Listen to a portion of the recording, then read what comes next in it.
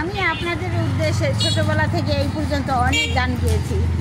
আর ছোটোবেলা কারো কাছে আমি টাকা চাইতাম না, তখন আমার বাবা মা ছিল, তাদের ঘরে খাইতাম, তাদের ঘরে বইতাম, তাদের ঘরে ঘুমাইতাম, আমার কোনো কিছু দরকার ছিল না। তখন আমার পিতামাতাই আমার সব কিছু খরচ চালাইতো, কিন্তু এখন নিজেরাই আমার খরচ আমাকে চালাতে হয়। তাই জন্য আমি এখন বাধ্য হয়ে কোনো সময় ভিক্ষা করি, কোনো সময় টোকাই, কোনো সময় গান গাই বাজায়া, কিন্তু আমার প্রতি কেউ একটু দয়া দাক্ষিণ্য করে না। এমন একজন ধনী লোক করেন আমার সামনে যে আমাকে 1000-1200 দেবে, এই ধরনের মানুষকে আমি গান শুনাইতে পারি না। তাই জন্য এখন আমি অনেক অভাবে আছি। আর যে একজন আমাকে বলছিল যে তার মোবাইলে আমার গান ভাইরাল হলে সে আমাকে যা পাবে সব টাকা আমাকে দিয়ে দেবে, ও 1 টাকাও খাবে না। কিন্তু ও জিয়া নামের কলঙ্ক। জিয়া যদি সত্যিকার জিয়া থাকতো এবং আমার গান শুনতো, সে আমাকে নিশ্চয়ই পুরো টাকাটা দিয়ে দিত। ও পুরো টাকা তো দূরের কথা, আমাকে 1 টাকাও দেয় না, একটা চা পর্যন্ত খাওয়া নাই। আমার প্রতি এত নির্যাতন করছে, আমি এখনও ওর নির্যাতনে ভুক্তভোগী। আমি কারেন্ট আনতে পারি না মাত্র 3000 টাকার জন্য আমার ঘরে। আমি একটা ছোটোখাটো ঘর আমার, সেই ঘরটায় কোনো রকম মাথা গুঁজে থাকি। অনেকেই আমাকে অনেক ধরনের কথা বলে, অনেক অনেক অনেক প্রলোভন আমার উপরে আসে, কিন্তু আমি সেই প্রলোভনে পড়ি না আল্লাহর রহমতে।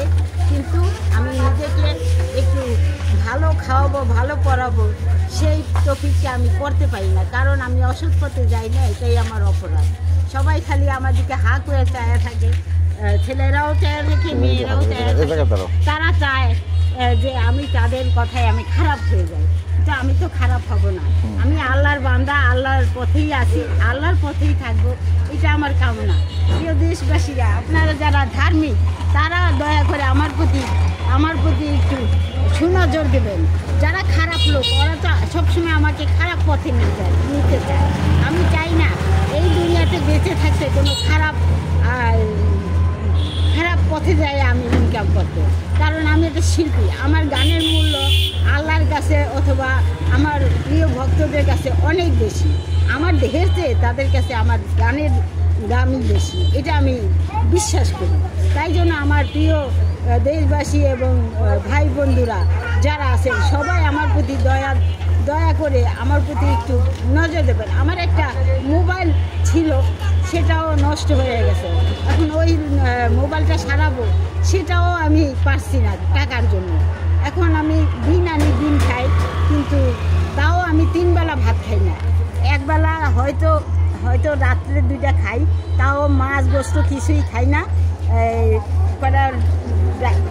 চাউল রান্না করি চুলা, এই কাঠের চুলায়, লাকড়ির চুলায়, খড়ির চুলায়, সেটাও কষ্ট করে ধুমায় রান্না করি। ঢাকা থাকতে তো আমি গ্যাসে রান্না করতাম, কিন্তু এখানে কোনো গ্যাস নাই, যেহেতু এটা গরিব এলাকা আমি যেখানে থাকি, এই জন্য এখানে কোনো সরকারি গ্যাস নাই। এবং সিলিন্ডার গ্যাস যে আনবো সেই টাকাটাও এক চিটারে খেয়ে ফেলছে। ওই চিটারের কারণে আমি এখন অনেক অভাবে আছি। দয়া করে আমার প্রতি একটু সুনজর দেবেন ভাই বোনেরা, আপনাদের কাছে আমার বিনীত নিবেদন। আমি শিল্পী মেরি লক্ষ্মী আলোমতি ওরফে লালন কন্যা আলো ফকির। আপনাদের কাছে দয়া করে হাত জোরে ভিক্ষা চাচ্ছি, আমাকে একটু ভালো পথে থাকতে দেন, আমাকে একটু সাহায্য করেন।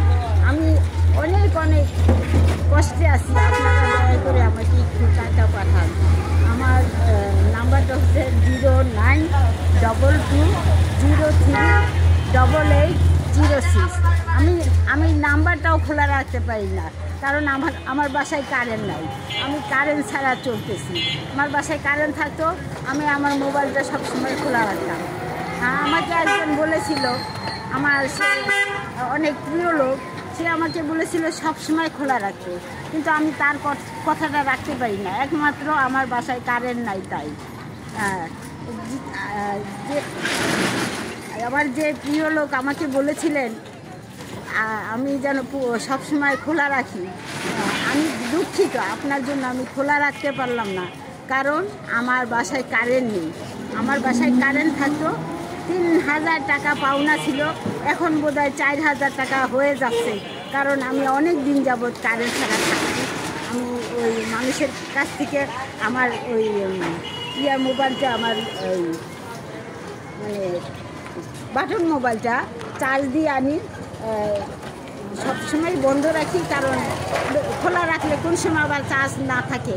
এই কারণে রাত্রিরে একটু নুন ভাত, হ্যান্ড ভাত যাই রান্না করি, সিদ্ধ করি, ওইটা আমি রাত্রিরে ওই বাটন মোবাইলটা দিয়ে খাই। খাওয়ার পরে আল্লাহর নাম নিয়ে ঘুমাই থাকি। আমি ধরতে গেলে এখন মানে নিতান্ত করি। আমার মনে হয় একটা ভিক্ষুকও এর চেয়ে ভালো থাকে। সে যেখানে যায় সেখানেই হাত পাতে। আমি তো সেটাও পারি না, কারণ আমি একটা শিল্পী। সবাই বলে, এই যে টুকাইতে দেখলে সবাই বলে, এই একটা পিতৃও সেদিন আমার বলতেছে, আপনি শিল্পী? আপনি কে? আপনি তো শিল্পী না। আমি বলছি, হ্যাঁ আমি শিল্পী না, আমি শিল্পীর ছোট বোন। কী করব? একটা ছোট ছেলে যদি এই কথা বলে, তখন মনের দুঃখ আমি কোথায় রাখি? আমি একটা ভাইরাল শিল্পী হয়ে একটা পিতৃ যদি বলে আমারে যে আপনি শিল্পী না, আমার টুকাইতেই দেখা, হ্যাঁ, তখন তো আমার লজ্জায় মাথা খাটা যায়। বিনীত নিবেদন, প্রিয় ভাই বোনেরা, আমি অনেক কষ্টে শিল্পী হয়েছে, কিন্তু শিল্পীর টাকাটা আমি আজ পর্যন্ত পাইনি। একজন দিতে পারতো যে 1,60,000 টাকা কামাই করছে আমার দিয়া। আপনাদের কাছে আমার আকুল নিবেদন, দয়া করে আমার মোবাইলে আপনারা কিছু টাকা পাঠান, যেটা দিয়ে আমি একটা ভালো মোবাইল কিনতে পারবো, একটা বাড়ি। আমার প্রিয় বন্ধুরা, আসসালামু আলাইকুম। সবাই যে যেখানে আছেন আশা করি ভালো আছেন। সবার প্রতি দোয়া। এই মহিলাটা অত্যন্তই গরিব। কেউ যদি সাহায্য সহযোগিতা করতে চান তাহলে করতে পারেন। তার নাম্বার দেওয়া থাকবে, সেই নাম্বারে যেতে যা পারবেন সহযোগিতা করেন। আল্লাহ হাফেজ, আসসালামু আলাইকুম।